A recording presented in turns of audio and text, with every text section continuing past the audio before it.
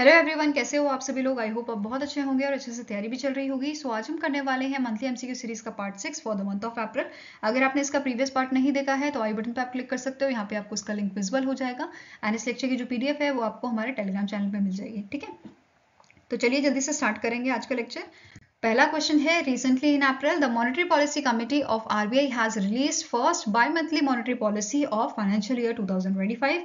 This policy projected India's real gross domestic product that is GDP growth at -% for financial year 2025. ठीक है, तो monetary policy committee ने यहाँ पे release किया था डेटा, जिसमें basically by monthly monetary policy यहाँ पे रिलीज की गई थी। ठीक है, उस मीटिंग में क्या तय हुआ था कि इंडिया की जो जीडीपी ग्रोथ है फॉर फाइनेंशियल ईयर 2025 ये रखी जाएगी 7%। ठीक है, answer is option number D.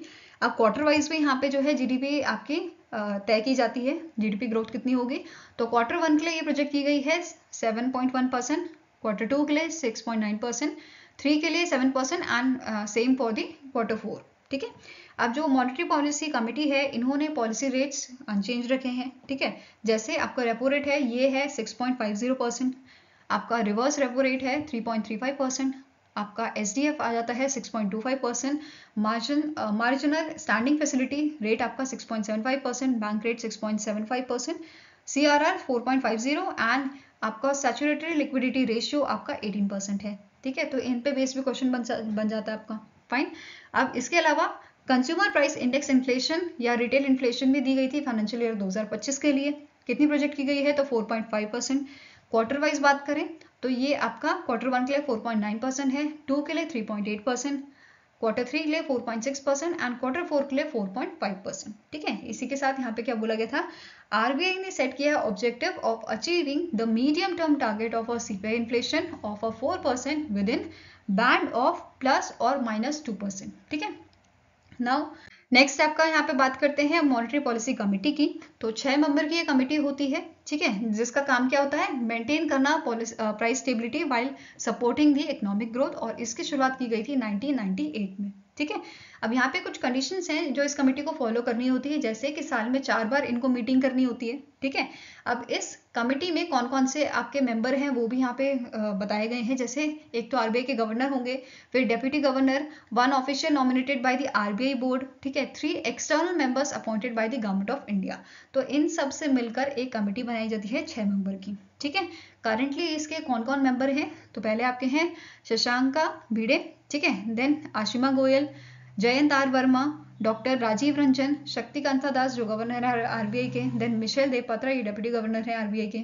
ठीक है, तो इन सबको मिला के अभी करंटली मॉनेटरी पॉलिसी कमेटी जो है वो बनी हुई है। ठीक है, नाउ इसके अलावा आरबीआई से रिलेटेड कुछ न्यूज़ थी, जैसे इंडिया का फॉरेन एक्सचेंज रिजर्व जो है वो ऑल टाइम हाई गया है, कितना 645.58 बिलियन यूएस डॉलर का by the end of the week on March 29, 2024।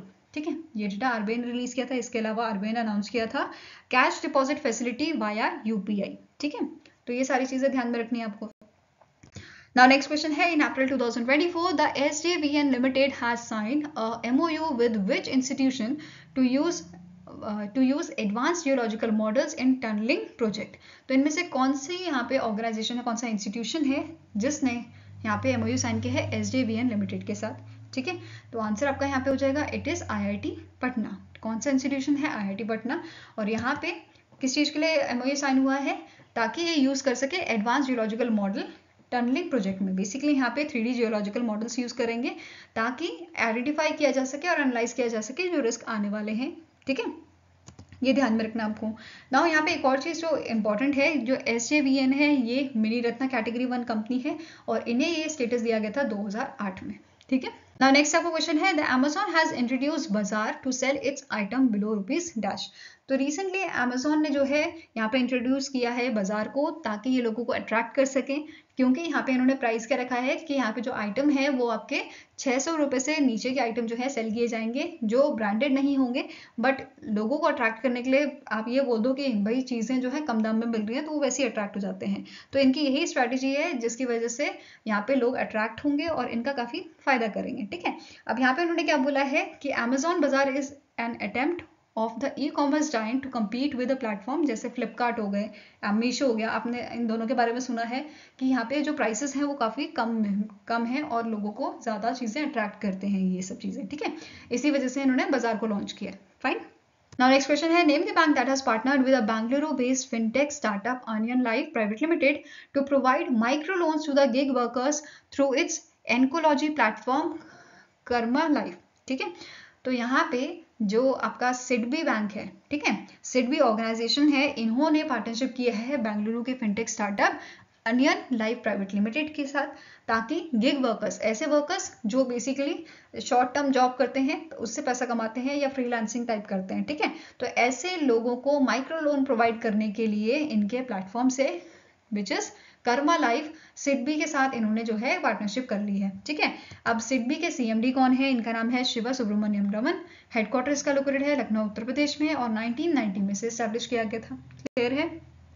Next है, which bank has partnered with the society for innovation and entrepreneurship at IIT Bombay to empower startup across India. तो यहाँ पे IIT Bombay का जो आपका umbrella organisation है, ठीक है, जिसका नाम है SINE, society for innovation and entrepreneurship, इन्होंने कैनरा बैंक के साथ जो है पार्टनरशिप की है, ताकि किस चीज के लिए? ताकि एम्पावर किया जा सके स्टार्टअप को, ठीक है, स्टार्टअप्स लोगों को फंडिंग की जा सके, ठीक है। तो आंसर आपका हो जाएगा option number B. Now SINE जो है इसे 2004 में एस्टैब्लिश किया गया था। ये एक आपकी अम्ब्रेला ऑर्गेनाइजेशन है at the IIT Bombay which act as a tech incubator and offer end to end support for startups, ठीक है। नाउ कैनरा बैंक की बात करें तो इसे 1996 में एस्टैब्लिश किया गया था। MD एंड CEO है के सत्यनारायण राजू। हेडक्वार्टर बेंगलुरु कर्नाटका में है। Together we can is a tagline, ठीक है। नाउ नेक्स्ट आपको क्वेश्चन है, recently in April the Artemis Medicare service limited has signed a agreement with the IFC international finance corporation, जो आपका वर्ल्ड बैंक ग्रुप का part है, ठीक है, to raise the fund of ₹1 crore in a form of a compulsory convertible debenture. तो इनमें से कितना फंड जो है वो यहाँ पे रेज किया गया है इस एग्रीमेंट के तहत? तो आंसर इज 330 करोड़ का, ठीक है। Answer is option number C. Now जो ये इन्वेस्टमेंट यहाँ पे की जा रही है IFC द्वारा, ये असिस्ट करेंगे आपके आर्टेमिस मेडिकेयर सर्विस लिमिटेड को कि एनहांस करे health care accessibility and quality by supporting its growth plan in a bed capacity, introduce करें न्यू मेडिकल ट्रीटमेंट स्पेशलिटीज, ठीक है, and building the cardiac care centres इन Tier 2 and Tier 3 cities, ठीक है। साथ में ही this will also encourage women to pursue their career in the medicine and advance their professional growth, ठीक है। नाउ IFC की बात करें तो मैनेजिंग डायरेक्टर कौन है? मकदार दियो। हेडक्वार्टर्स का लोकेटेड है वॉशिंगटन DC में, ठीक है। नेक्स्ट है, the Peter Pellegrini is appointed as a new president of which country. तो ये आपके प्रेसिडेंट बनाए गए हैं स्लोवाकिया के, ठीक है। Answer is option number D. और इन्होंने सक्सीड किया है जो फर्स्ट फीमेल प्रेसिडेंट थी स्लोवाकिया की, जिनका नाम है जुजाना कपुतो, ठीक है। अब यहाँ ये जो पोजीशन लेंगे, ठीक है, ये अपना टेन्योर स्टार्ट करेंगे 15 जून 2024 से and he will be a 6th president of Slovakia, ठीक है। इसके पहले ये PM भी रह चुके हैं स्लोवाकिया के 2018 से 2020 के बीच में। हेल्थ मिनिस्टर थे दिसंबर 2019 से मार्च 2020 तक। फिर डेप्यूटी PM भी बनाए गए थे 2016 से 2018 तक। एजुकेशन मिनिस्टर थे 2014 में और स्पीकर ऑफ नेशनल काउंसिल थे 2014 से 2016 के बीच में, ठीक है। नाउ स्टैटिक इन्फॉर्मेशन देख लेते हैं। जो स्लोवाकिया है, ठीक है, इसके प्राइम मिनिस्टर कौन है? इनका नाम है रॉबर्ट फीको कैपिटल और इसकी रॉबर्ट फीको और इसकी कैपिटल है आपकी ब्रैटिस्लावा। करेंसी क्या है इसकी? यूरो, ठीक है। नेक्स्ट है, who became the first women from India to serve as a jury member at the 2024 summer Olympic. तो इनमें से कौन सी आपकी शख्स है, कौन सी स्पोर्ट्स पर्सन है जो बेसिकली सर्व करेंगी आपकी ज्यूरी मेंबर 2024 समर ओलंपिक्स में? तो इनका नाम है बिल्किस मीर, ठीक है। क्या नाम है इनका? बिल्किस मीर। एंड ये वाटर स्पोर्ट्स प्रमोटर है, ठीक है, वाटर स्पोर्ट्स बेसिकली एथलीट हैं, ये कैनोइस्ट हैं, ठीक है, फ्रॉम JNK। यहाँ पे आप इनकी इमेज देख सकते हो, ठीक है। जो बेलिक्विस हैं इनको नॉमिनेट किया गया है जूरी मेंबर के लिए by the Indian kayaking and canoe association द्वारा, ठीक है। नेक्स्ट क्वेश्चन है, name the company that has recently in April launch the Bandwagon One, the first rideshare mission to low earth orbit with a Falcon 9 rocket from Florida USA। तो इनमें से कौन सी company है स्पेस कंपनी जिन्होंने Bandwagon 1 को launch किया था? तो आंसर आपका हो जाएगा it is done by the SpaceX। ठीक है, answer is option number B. और इस मिशन में टोटल 9 आपकी सैटेलाइट्स थी जो कैरी आउट की गई थी, जिसमें से सबसे बड़ी सैटेलाइट आपकी थी साउथ कोरिया की military satellite which is 425 project satellite. ठीक है, अब SpaceX की बात करें तो इसके प्रेसिडेंट कौन है? इनका नाम है गेविन शॉर्टवेल। इसके फाउंडर आपके हैं एलन मस्क। हेडक्वार्टर है हैथ्रोन कैलिफोर्निया यूएसए और 2002 में इसकी शुरुआत की गई थी। ठीक है, नाउ नेक्स्ट है Who won the Formula 1 Japanese Grand Prix 2024 held in Japan in April 2024? ठीक है, तो अप्रैल के मंथ में जापान ग्रैंड प्रिक्स आपका हुआ था और इसे जीता था मैक्स वर्स्टैपेन ने। ठीक है, answer is option number C. Now second number पे थे आपके Sergio Perez from the Red Bull and third आपके थे Carlos Sainz from the Ferrari. ठीक है, नेक्स्ट है the former Irish footballer Joseph Patrick Kinnear, जिन्हें जॉय किनर के नाम से भी जानता है, recently in April passed away. He served as a head coach of Indian national football team men's football team in dash. तो 1983 में ये इंडिया की जो फुटबॉल टीम थी उसके कोच बने थे। ठीक है, तो answer is option number A. Next है world health day is annually observe across the globe on. World health day हमने पहले भी पढ़ा है, जो है 7 अप्रैल को इसको मनाया जाता है। ठीक है, answer is option number B. और इसकी थीम क्या थी? My health my right. My health my right was the theme of this day, world health day. ठीक है, इस बार हमने 2024 में 76th एनिवर्सरी हमने ऑब्जर्व की है। फाउंडिंग बेसिकली जो फाउंडिंग डे होता है आपका वर्ल्ड हेल्थ ऑर्गेनाइजेशन का 1948 में WHO की शुरुआत की गई थी। ठीक है, नाउ अब इस ओकेजन पे national medical commission and national task force on mental health and wellbeing of a medical student, इन्होंने लॉन्च किया था innovative initiative which is my health my right and this initiative was coordinated by the NMC anti ragging committee. ठीक है, now WHO की बात करें तो WHO के डायरेक्टर जनरल कौन है? आप सभी को पता है, टेड्रोस एडनम गैब्रियस। हेडक्वार्टर है जेनेवा स्विट्जरलैंड में और 7 अप्रैल 1948 में इसकी शुरुआत की गई थी। ठीक है, और इसी वजह से हम वर्ल्ड हेल्थ डे 7 अप्रैल को भी मनाते हैं। ठीक है, नेक्स्ट आपका क्वेश्चन है name the country that has launch a new currency ZiG. कौन सी कंट्री है जिसने इस करेंसी को लॉन्च किया है इन मंथ ऑफ अप्रैल? तो आंसर आपका हो जाएगा option number C, that is Zimbabwe ने इस करेंसी को जो है लॉन्च किया है और उन्होंने जो इनकी ओल्ड करेंसी है जिम्बाब्वे डॉलर उसको बेसिकली रिप्लेस किया है। ठीक है, अब यहाँ पे जो रिजर्व बैंक है जिम्बाब्वे का, इन्होंने न्यू करेंसी लॉन्च की थी जिसका पूरा नाम है जिम्बाब्वे गोल्ड। ठीक है, जिग का फुल फॉर्म है जिम्बाब्वे गोल्ड और पुरानी करेंसी क्या है? Zimbabwe dollar. ठीक है, अब इनके जो रिजर्व बैंक है इन्होंने नोटिफाई किया था कि बैंक जो है अब कन्वर्ट करेगा आपके जो जिम्बाब्वे डॉलर है उनको जिग में। ठीक है, जिम्बाब्वे गोल्ड में कन्वर्ट करेगा फ्रॉम द 5 अप्रैल 2024। ठीक है, और यहाँ पे क्या बोला गया था, जो जिग नोट्स हैं और जो कॉइन्स हैं ये सर्कुलेट होने स्टार्ट हो जाएंगे 30 अप्रैल 2024 से। ठीक है, नाउ नेक्स्ट कुछ हाइलाइट्स की बात कर लेते हैं इस करेंसी से रिलेटेड। जैसे इनिशियल एक्सचेंज रेट यहाँ पे रखा गया है जिम्बाब्वे गोल्ड का is set at 13.56 Zimbabwe gold पर US डॉलर। ठीक है, ये कन्वर्जन यहाँ पे आप इनिशियल एक्सचेंज रेट देख सकते हो।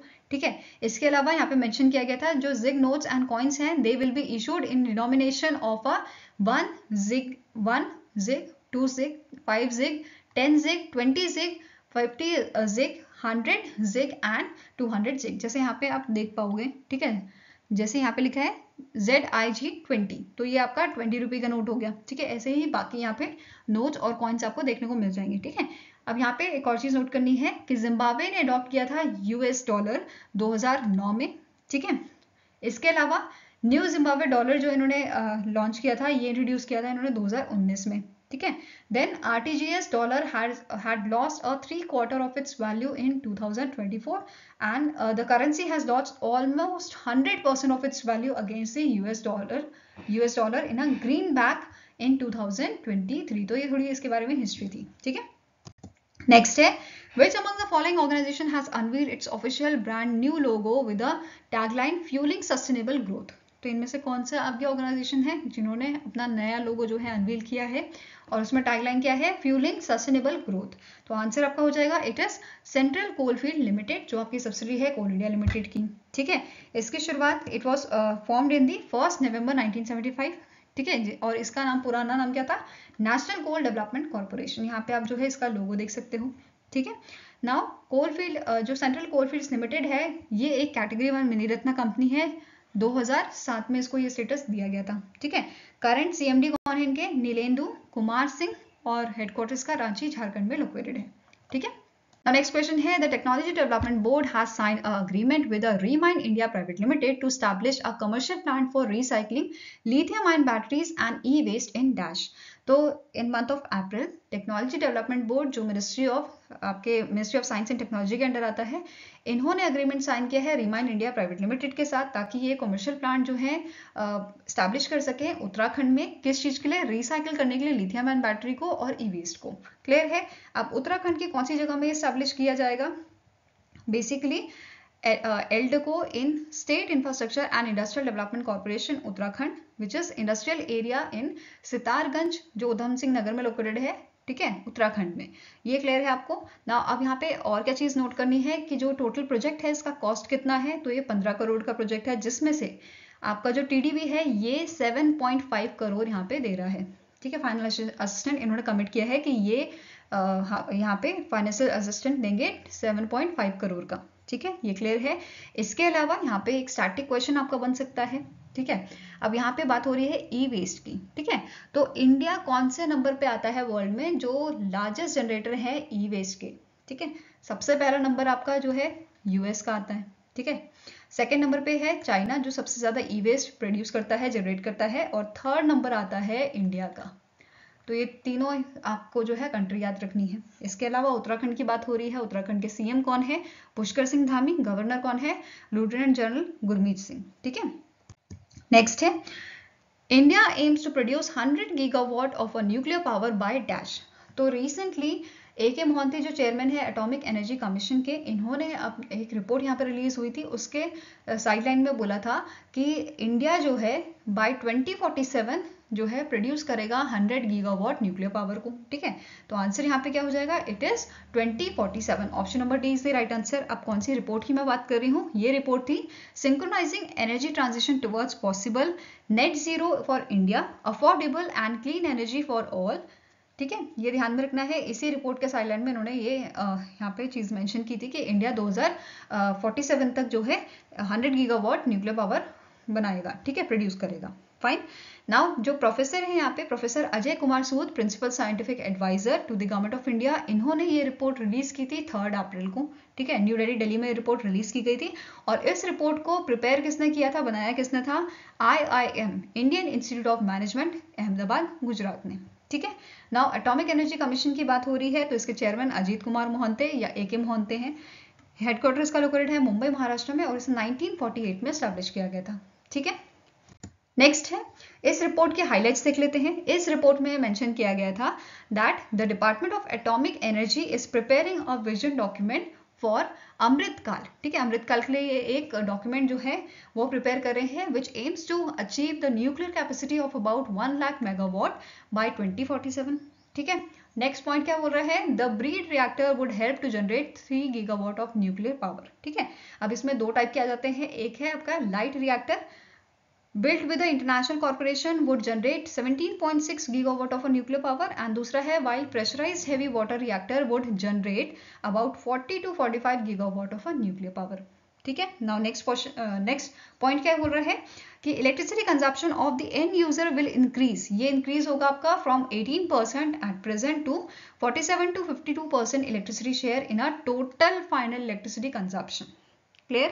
नेक्स्ट पॉइंट है India's emission would range between, India की जो एमिशन है ये range it is range between 0.56 billion ton of carbon dioxide and 1.0 billion ton of CO2 in 2070। तो ये सारी चीजें इस रिपोर्ट में मेंशन की गई थी। ठीक है, इसके अलावा during 2020 to 2070 government needs financial funding of about rupees 150 to 200 lakh crore. ठीक है, तो इतना फंडिंग यहाँ पे गवर्नमेंट को चाहिए होगा इस ड्यूरेशन के बीच में। ठीक है, 2020 से 2070 की यहाँ पे बात की गई है, that is 40 billion to 50 billion US dollar per year. Clear है? नाउ नेक्स्ट है the REC power development and consultancy limited, that is REC PDCL handed over Kalam Transco Limited special purpose vehicle to the InGrid consortium and Jalpura Khurja power transmission limited, special purpose vehicle to which company. तो ये दोनों आपके जो SPV हैं ये किस company को जो है हैंड ओवर किए हैं, REC power development and consultancy limited ने। तो ये आपका आंसर यहाँ पे है, टाटा पावर को हैंड ओवर किए गए हैं। ठीक है, आंसर इज ऑप्शन नंबर ई। अब यहाँ पे स्टैटिक इन्फॉर्मेशन देख लेते हैं दोनों ही ऑर्गेनाइजेशन की। First is REC PDCL, chairman इसके हैं विवेक कुमार दिवंगन। 2007 में इसकी शुरुआत की गई थी। ठीक है, और इसका हेडक्वार्टर गुरुग्राम हरियाणा में लोकेटेड है। ठीक है, नाउ नेक्स्ट है टाटा पावर। इसके आपके सीएमडी कौन है, इनका नाम है परवीर सिन्हा और हेडक्वार्टर मुंबई महाराष्ट्र में लोकेटेड है।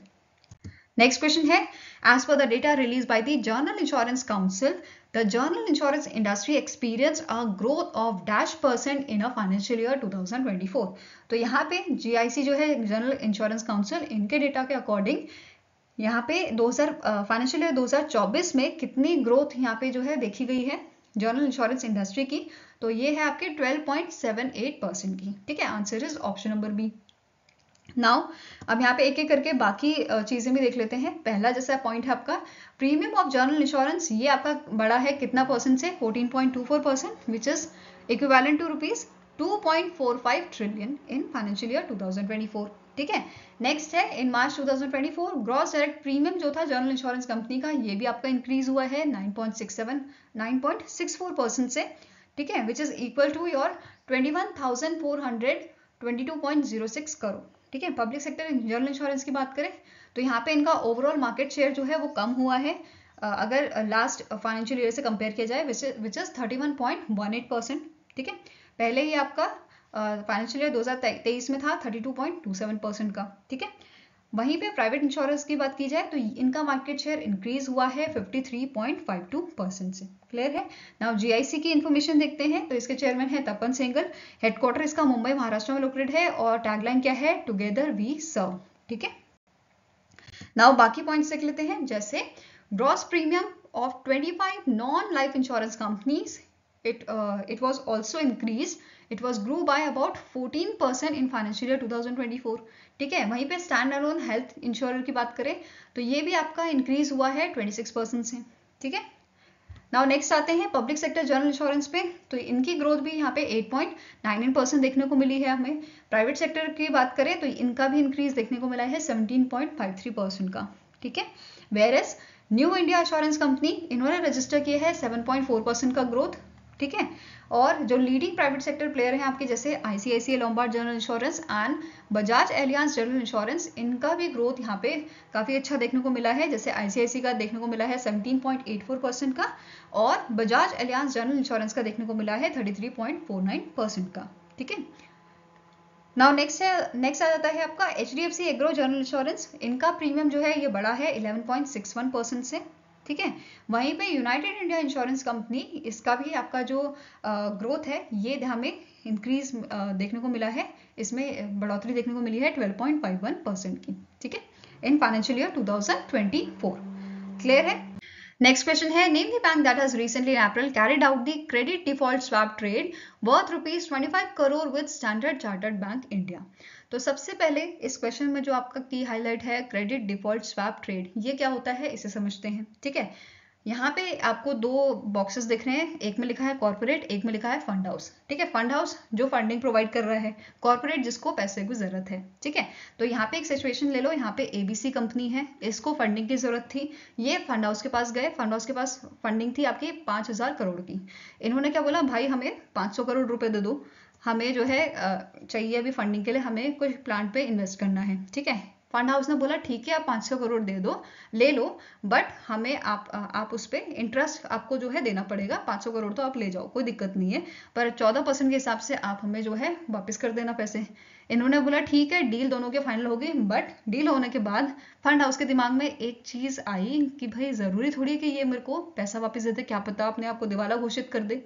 ठीक है, तो दिवाला घोषित कर देगा तो मैं तो फंस जाऊंगा, फिर मैं कहाँ से पैसे लाऊंगा। तो ये फंड हाउस के दिमाग में चल रहा था कि ऐसा अगर हो गया इन केस तो मैं तो लुट गया, बर्बाद हो गया, है ना। तो अब इस केस में एंट्री होती है शक्तिमान की, शक्तिमान सबको बचाता है। तो यहाँ पे भी शक्तिमान ने क्या बोला, एक ऑर्गेनाइजेशन आती है, उसने बोला कि अगर डिफॉल्ट होता है तो मैं आपको इसके अगेंस्ट में इंश्योरेंस प्रोवाइड करता हूँ। कि जो ये डिफॉल्ट होगा इसके अगेंस्ट में मैं आपको जो है एक इंश्योरेंस पॉलिसी टाइप जो है आपको दे देता हूँ, आप एक तरह से इंश्योरेंस करवा लो यहाँ पे, ठीक है। जो पैसा आप वो दे रहे हो उसको बोरोवर को दे रहे हो, ठीक है, कॉर्पोरेट को दे रहे हो, तो आप यहाँ पे 1% पर एनएम के हिसाब से आप मेरे को प्रीमियम पे करते रहो। अगर डिफॉल्ट वाली सिचुएशन आती है तो आपको सारा पैसा मैं वापस कर दूंगा, ठीक है। तो ये सारा सिनेरियो क्या हो रहा है आपका, इसे बोलते हैं क्रेडिट डिफॉल्ट स्वैप। और इस केस में जो ये शक्तिमान वाली कंपनी है ये है आपकी सीडीएस बायर, ठीक है, जो इंश्योरेंस दे रही है, ठीक है, एंड जिसने लिया है ये है सीडीएस सेलर। आई होप ये कंडीशन आपको समझ आई होगी। कई बार जिंदगी में आपके साथ भी ऐसा हुआ होगा, दोस्त ने पैसे लिए होंगे और तो दोस्त ने वापस नहीं किए होंगे, बोला भाई मेरे पास तो है नहीं, उसने दिवालिया घोषित कर दिया अपने आप को और आप उस कंडीशन में फंस जाते हो। तो ऐसे ही यहाँ पे ये फंड हाउस फंस गया था और इसको इस सिचुएशन से बाहर किसने निकाला, इस कंपनी ने, सीडीएस बायर ने, ठीक है। आई होप ये क्लियर होगा। अब यही सिनेरियो यहाँ पे हुआ है आरईसी लिमिटेड जो है उसके साथ, ठीक है। अब यहाँ पे क्या हुआ है, जो स्टैंडर्ड चार्टर बैंक इंडिया है इसने और एसबीआई ने यहाँ पे 25 करोड़ का जो है क्रेडिट डिफॉल्ट स्वैप किया है, ठीक है। तो आंसर क्या हो जाएगा, option number A, state bank of India. I hope ये क्लियर होगा, ठीक है। नाउ इसके अलावा स्टैटिक इन्फॉर्मेशन देखिए अगर स्टेट बैंक ऑफ इंडिया की, तो इसके चेयरमैन कौन है, दिनेश कुमार खरा। हेडक्वार्टर क्या है, मुंबई महाराष्ट्र, और इसे स्टैब्लिश किया गया था 1955 में, ठीक है। अब आपके साथ भी कभी ऐसे दिवालिया वाला केस हुआ है अपने फ्रेंड के साथ, तो please let me know in the comment section, ठीक है। नाउ नेक्स्ट क्वेश्चन है, which airline has signed an agreement with Bangalore international airport limited to develop Bengaluru as a premium aviation hub for southern India, ठीक है। तो कौन सी airline है जिसने agreement sign किया है बैंगलोर इंटरनेशनल एयरपोर्ट के साथ, ठीक है। अब इस एग्रीमेंट के तहत क्या होगा, यहाँ पे बेसिकली ये जो आपकी इंटरनेशनल कनेक्टिविटी है उसको एनहांस करने का काम करेंगे, ठीक है। जो पैसेंजर एक्सपीरियंस है उसको यहाँ पे और अच्छा किया जाएगा, ठीक है। तो ये सब चीजें यहाँ पे इस अग्रीमेंट के तहत होंगी और ये अग्रीमेंट साइन किया है टाटा ग्रुप की एयरलाइन एयर इंडिया ने, ठीक है। Answer is option number B. अब एयर इंडिया के साथ साथ यहाँ पे बाकी एयरलाइन जो है टाटा ग्रुप की, जैसे एयर इंडिया एक्सप्रेस, विस्तारा, ये भी इस अग्रीमेंट में शामिल हैं। और ये यहाँ पे जैसे कि मैंने आपको बताया इंटरनेशनल एयर कनेक्टिविटी ये एनहांस करेंगे, ऑपरेशनल एफिशिएंसी और पैसेंजर एक्सपीरियंस नेक्स्ट 5 ईयर्स के लिए ये यहाँ पे इनको हेल्प करेंगे इस सब चीज़ों में, ठीक है। किसे, बैंगलोर इंटरनेशनल एयरपोर्ट को, ठीक है। अब as a part of this initiative Air India ने यहाँ पे एमओयू साइन किया है गवर्नमेंट ऑफ कर्नाटका के साथ स्टैब्लिश करने के लिए एमआरओ फैसिलिटी। अब ये क्या होता है, maintenance, repair and overhaul facility at the Bengaluru airport, और इसकी इन्वेस्टमेंट यहाँ पे है अराउंड आपकी 1300 करोड़ की, ठीक है। Now next question है, name the personality who won the World Literary Prize from the World Organization of Writers। तो इनमें से कौन सी पर्सनालिटी हैं जिन्हें जो है ये अवार्ड दिया गया है वाव वर्ल्ड लिटरेरी प्राइज, ठीक है। तो आंसर आपका हो जाएगा, इनका नाम है ममता जी सागर, जो Kannada poet, writer and activist हैं, ठीक है। यहाँ पे आप जो है इनकी इमेज देख सकते हो, ये है आपके ममता जी सागर, ठीक है। अब यहाँ पे ये कौन सी पोजीशन पे अभी जो है अपनी सर्विसेज निभा रही हैं, तो she is a facilitator at the Srishti Manipal institute of art design and technology Bengaluru, ठीक है। अब ये अवार्ड सेरेमनी जो है ये आपकी हुई थी नाइजीरिया में 4 to 6 अप्रैल 2024 को at the and it was part of a 7th world literary festival wow lift 2024, ठीक है। Next question है, which of the following space agency has recently in April received the 2024 John L. Jack Swigert Jr. Award for Space Exploration। तो इनमें से कौन सी space organisation को ये award मिला है, तो आंसर आपका हो जाएगा इंडिया की इसरो को ये अवार्ड मिला है, ठीक है।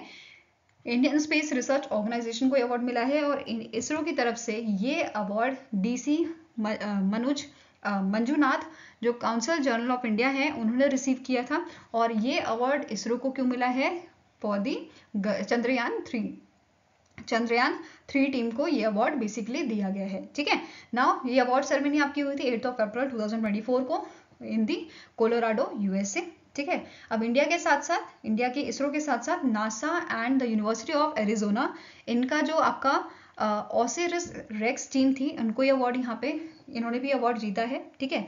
अब यहाँ पे फुल फॉर्म इसका पूछा जा सकता है, which is origin, spectral interpretation, resource identification, security, regolith explorer, and it was launch by the NASA in the 2016 किस चीज के लिए, for study of asteroid which named as Bennu, ठीक है। इसके अलावा जो नासा की Mars ingenuity helicopter and InSight Mars Cube 1 NASA drone and Cassini है, इनको भी यहाँ पे जो है अवार्ड दिया गया था, अवार्ड से नवाजा गया था। ठीक है, नेक्स्ट क्वेश्चन है, recently in April the government of India has appointed dash as a full time member of a 16th finance commission of India. तो अभी रिसेंटली 16th फाइनेंस कमीशन के आपके फुल टाइम मेंबर कौन appoint किए गए हैं? इनका नाम है मनोज पांडा। क्या नाम है इनका? मनोज पांडा। और इन्होंने रिप्लेस किया है निरंजन राज अध्यक्ष को। ठीक है, इसके अलावा बाकी मेंबर्स देख लेते हैं। जैसे चेयरमैन कौन है 16th फाइनेंस कमीशन के? तो इनका नाम है आपका अरविंद पनाग्रिया। ठीक है, मेंबर्स कौन है? अजय नारायण झा। एक्सपेंडिचर मेंबर हैं एनी जॉर्ज मैथ्यू। नेक्स्ट आपके एक्सपेंडिचर मेंबर हैं सौम्या कांति घोष। एंड मेंबर बाकी आपके बचे ऋत्विक रंजनम पांडे। ठीक है, यहाँ पे आप जो है मनोज पांडा जी की इमेज देख सकते हैं। नेक्स्ट क्वेश्चन है, Indian army acquired the first batch of 24 IGLA S man portable air defense system that is manpads along with 100 missiles from which country? तो यहाँ पे इंडियन आर्मी ने पहला बैच एक्वायर किया है, रिसीव किया है। ठीक है, लॉन्चर्स का और मिसाइल्स का, जिसका कॉन्ट्रैक्ट जो है 2023 में साइन किया गया था, नवंबर 2023 में, बिटवीन रशिया एंड इंडिया। ठीक है, तो आंसर यहाँ पे हो जाएगा ऑप्शन नंबर सी। और उस टाइम पे जो अग्रीमेंट साइन हुआ था उसमें 120 लॉन्चर्स थे एंड 400 मिसाइल्स का ये जो है अग्रीमेंट साइन किया गया था। क्लियर है?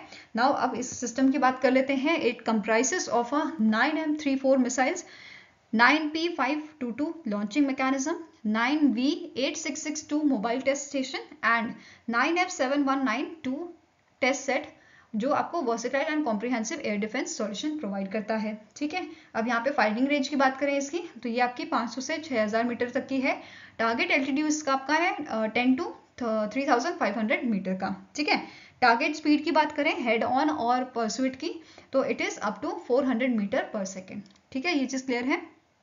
Now next is, name the space agency that has launched a 3 black brand 9 sounding rocket for the atmospheric perturbation around eclipse path mission।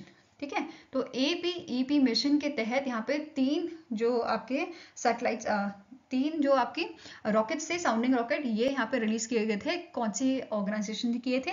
तो नासा ने किए थे। ठीक है, आंसर है option number B, national aeronautics and space administration द्वारा ये 3 rockets launch किए गए थे। ठीक है, जिनका एम क्या था?